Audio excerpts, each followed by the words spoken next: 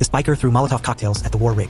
Seeing flames blocking her view up ahead, Furiosa hit a device right away that kicked up a cloud of dust, snuffing out the fire in an instant. But the biker gang still wouldn't let Max and his group get away. Max spun around and fired his handgun over and over to fight back.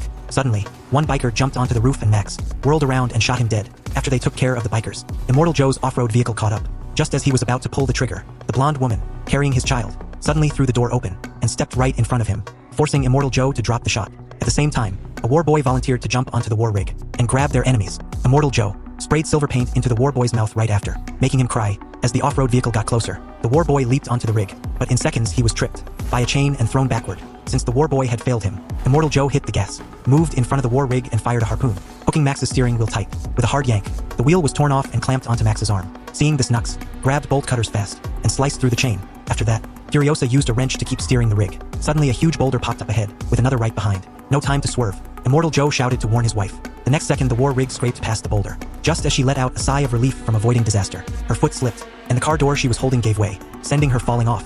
Immortal Joe jerked the wheel hard to keep from hitting her, but his off-road vehicle flipped over and rolled to the side of the road. Coming to his senses, Immortal Joe held his wife's body in his arms, staring daggers at the direction Max and the others were escaping in, and roared in rage. He then ordered his whole crew to keep chasing, vowing to kill them all.